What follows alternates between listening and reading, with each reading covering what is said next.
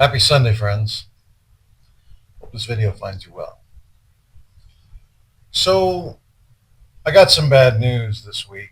Well, actually, it's bad news I got back in the spring, but I'm choosing to find out how bad the news is now. At the end of the spring, or rather, the beginning of the spring, end of winter, my furnace started acting up. I live in the country and I burn oil, and oil furnaces can be a little bit cranky sometimes. Some people love them, some people hate them. I simply look at them as something that is a required necessity, and you deal with it. So essentially, towards the end of the winter, my oil furnace started acting up, and I had to do a few interesting measures with the help of some YouTube tutorials, and I was able to limp it along until the weather got warm enough that I didn't need it. So all summer went on, and I thought to myself, well, gee, I will arrange to get it looked at some point.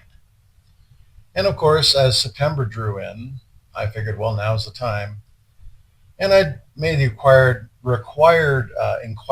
required inquiries, and of course got a tech to come out.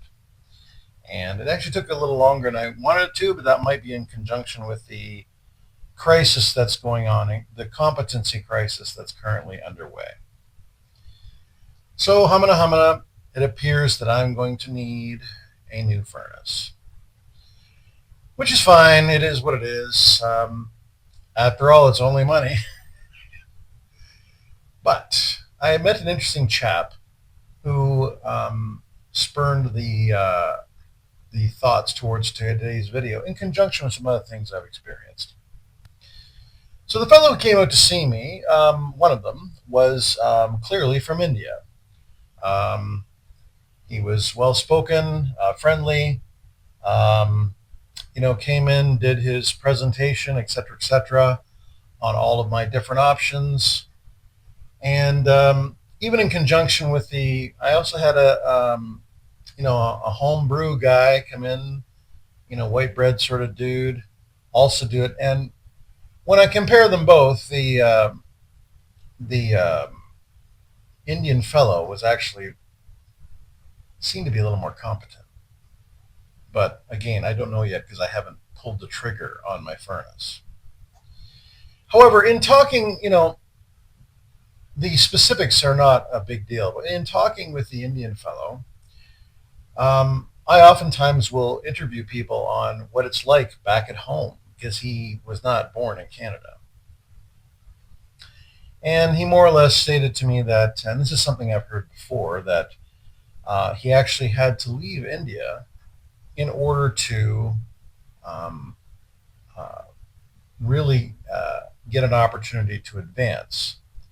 And so when I pressed him on that further, he more or less said, well, you have a country of 1 billion people, and this will not be a comment on race in any way, shape, or form. This is just the words he told me. But he said, in that country, the lion's share of the population is not very motivated.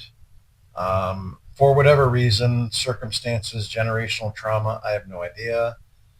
But it also then bleeds into a lot of corruption in local, civil, and larger government. And at the end of the day, it is possible to have a successful business there, but there are fewer protections, and it makes it harder to hold on to your wealth without having to deal with a lot of um, factors that just make it harder to do that. Just make it harder to be successful. And so he had to leave India to come to Canada. Now he mentioned, of course, Canada is not perfect. Um, we have a higher tax system, et cetera, et cetera.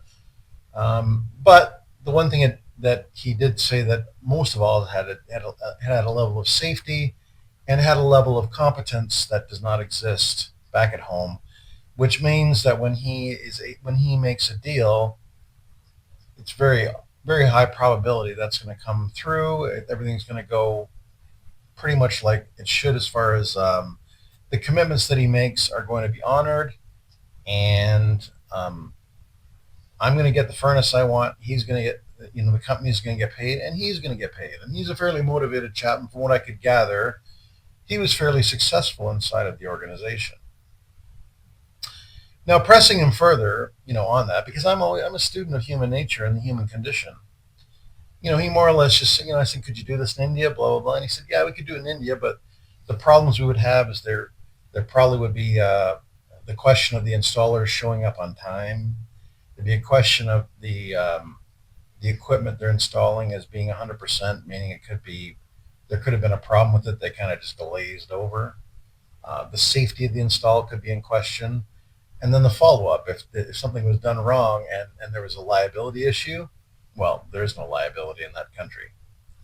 So, you, and essentially, one thing I have also found when I've talked to other folks, for example, from Africa, different, not necessarily, it doesn't apply to the whole continent, but certain countries, which I'm not going to name because I don't want to appear like I'm bashing anyone.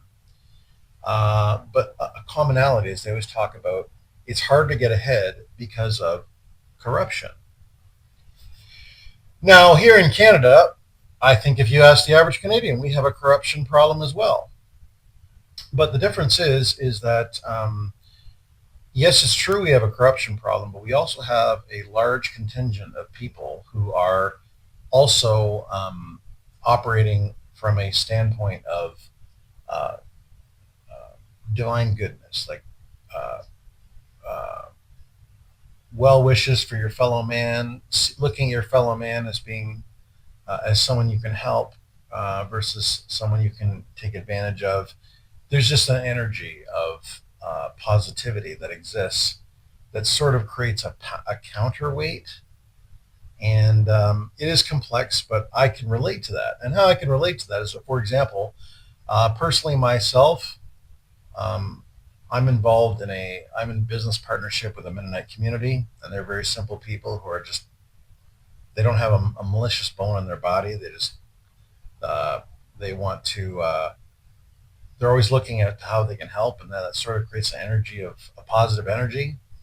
I have a friend who lives down in an area in Ontario that has a very large Christian foreigner population. That you know, it's such a large population they actually influence the quality of the, like, believe it or not, in that particular area, nobody opens on Sunday because the that population will not look favorably upon that because of being a Lord's Day of rest. But also that other energy bleeds into their productivity and just their kinship with their fellow man, and it's just as I said, it's an interesting counterbalance to what we, let's face it. I've done videos in the past on how everybody hates our current leader in Canada, but there's a counterweight going on. So the point I'm making is that the reason that fellow, the Indian fellow I mentioned at the beginning, felt he had to leave India is that there was no counterweight. There was no counterweight, and so he's constant. You can be the most productive and wonderful person in the world, but when you're in the stew pot with people who are not productive, who are opportunistic, who basically, I'm not going to say they're evil, but they're basically living in a scarcity mindset, hand to mouth. It's much more difficult to get ahead, which is why all of the immigrants, not all of them, but a lot of the immigrants from that area of the world are actually the cream of the crop. They are people who have said to themselves, I must escape from this association because if I don't, I am always going to be feeling like I'm always going to be under hardship, and it's going to make my life a lot harder than it has to be. So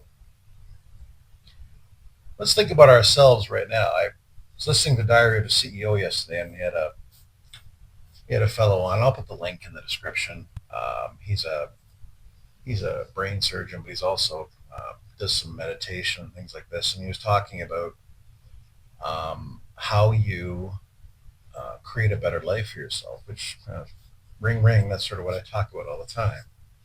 But a key thing he said, It is if you have a glass of water that that has piss in it, you can add any sweetener, any flavoring, anything you want, and you might even take away the flavor of the piss. But if you know the piss is in there, it's all you're going to taste, and it's never going to be. It's never going to be something you're going to look at as like, oh yes, I love this beverage. It is so edifying. Glug glug glug. You know what I mean? So, and this also equates to how your experiences in your past, if you allow them to hold you down, they will hold you down in every area. Like if you don't shed the so if behaviors that you experienced in your youth, if you translate and believe that those behaviors are a part of the real world, like are going to be everywhere, then you're always going to be in that similar situation you were in when you were a child. You know, people often talk about childhood trauma. You know, you have the alcoholic parent, or you've got the abusive father, or who knows, or not having enough food in the cupboard. Whatever trauma you're experiencing as a child, you're always going to believe that that boogeyman is waiting around the corner to consume you.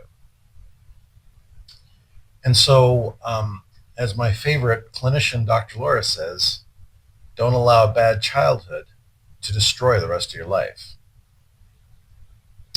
And so, in the case of my Indian salesman who is going to sell me his furnace, um, he made the decision that he had to, whatever, because he's quite a jolly fellow, quite entertaining, quite friendly to be. You more or less get a good vibe. If you listen to your internal register when you meet people, you're going to get this. It's going to hit you right in the chest. You go, oh yeah, this is a good person. I like them. Beyond just the narcissistic idealization, which any narcissist can do, but just the core goodness of someone. And this fellow was, I felt he was had a core goodness. Time will tell, but that's what I felt. But he had to step out of that stew pot of toxicity in order to have a decent life. And so here you are. Let's pretend, whoever's watching this video right now, I hope your life is going perfect.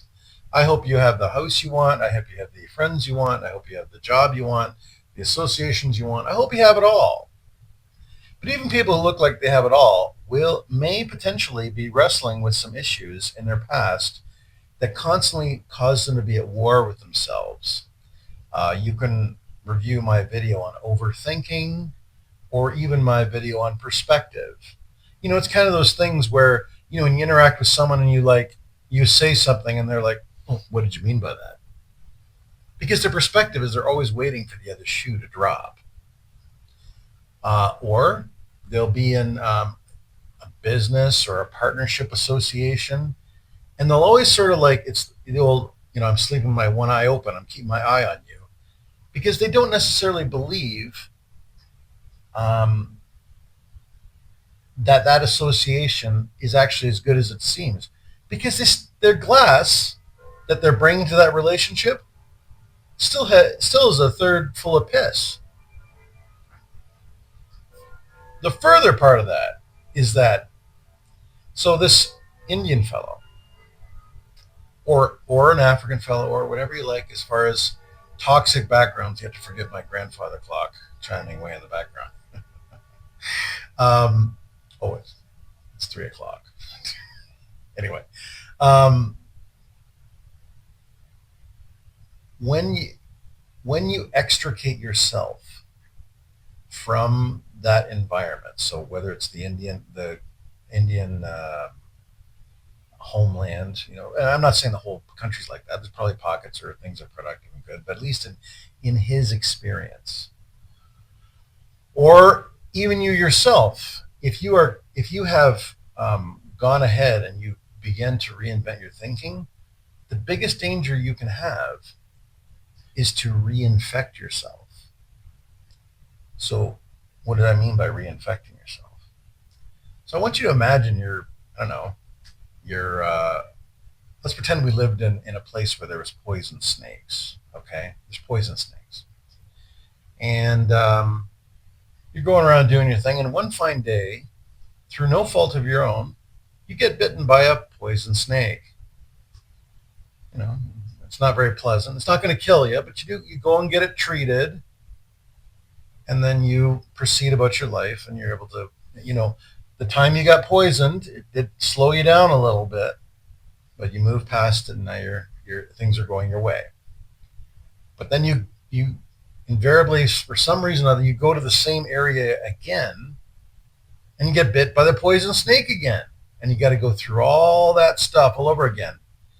You must understand, there should logically come a point when you decide either to change what you're wearing so that the poison snake can't get you, or you stop going where the poison snakes are so it doesn't put the brakes in your life and cause all kinds of bedlam. Or you have a glass of water and you set it down somewhere, and all of a sudden, wherever you are, it gets piss in it. Who's pissing in it? I don't know. Maybe someone playing a joke on you. I don't know. But the correlation I'm basically making here is that you have to extricate yourself from any of the forces that were responsible for impeding your ability to enjoy your life. So if you have, so one of the things that I have done myself is that there are many of the toxic things that were in my life, people who are not indulging in the fruit of the Spirit, love, joy, peace, patience, kindness, self-control, they're gone. And when since those people have left, I don't have to listen to the whispers about, who's not doing their thing, or who's an idiot, or who's a jerk, or who's too fat, or who's too stupid. I don't have to listen to that. And so as a result of not having to listen to that, all I get to listen to is the birds, nature, and nice relationships. Even this Indian fellow coming into my life, to sell me a furnace. What a wonderfully delightful man. Did I attract him because I don't have the toxic waste dump constantly pouring into my ear? Maybe. Maybe he attracted me into his life so he could not only sell me the furnace, but he could tell me a story so I could tell it to you. The point is, you must extract yourself from, if you want to have true edification, true peace, true joy, true harmony, true happiness, you must extricate yourself from the influences that are impeding that. Think of it like this way. If you had a bushel basket full of manure, would you sit it on your kitchen counter beside where you prepare food?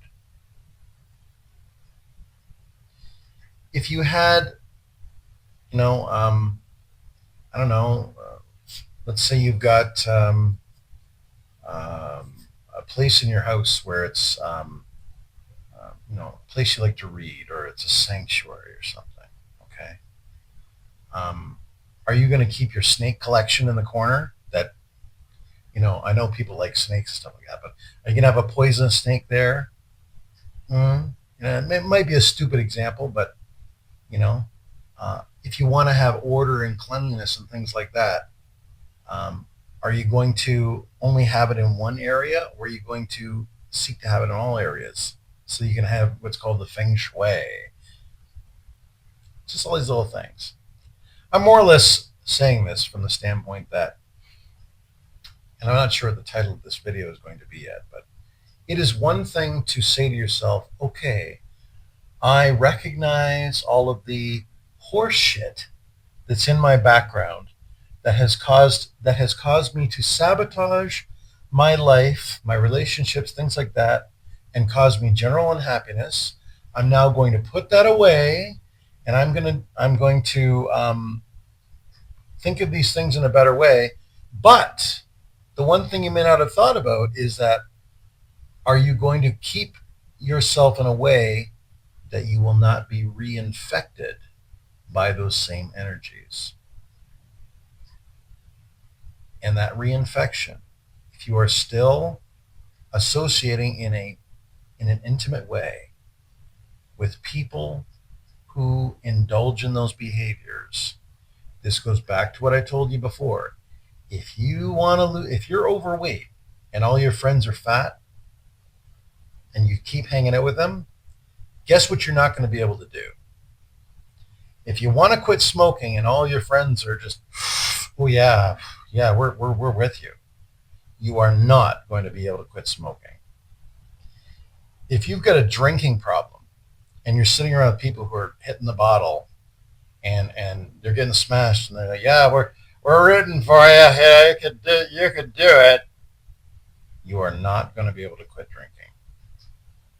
And if you are saying to yourself, I want to have a beautiful um, job, life, relationship, um, think of whatever your definition of a beautiful life is. If you want to have those things, yet the people you hang around with are denigrating, toxic, and insert any adjective in there. If you want to have that beautiful life, you simply cannot have those other people in your life, or you will be constantly refilling your glass with piss. Hey guys, thanks a lot for watching the video today. I don't know where I get these inspirations from sometimes, but they're fun to think about. And although sometimes the theme can be the same, sometimes these different perspectives can help you get some ideas on how you can mold, shape your life and your experience and how you move through. Anyway, I'd appreciate if you like the video. Subscribe if you're new. Hey, if you want to post it on your timeline, if you feel my advice makes sense, post it on your timeline. That'd be cool. Put a comment below like, hey, Rob, I think you're an idiot because of this, this, and that. Or, hey, Rob, I think that's a great idea. Either comment would be welcome. I'd love to have the engagement will be good for the the viewership to review and go, oh, yeah, maybe. All perspective is welcome. And by no means do I know everything about everything, but some of these things do seem to make sense. Anyway, folks, thanks very much. Oh, and by the way, I'll put a link to my playlist if you feel like listening to me ramble on for hours on end. Thanks, folks.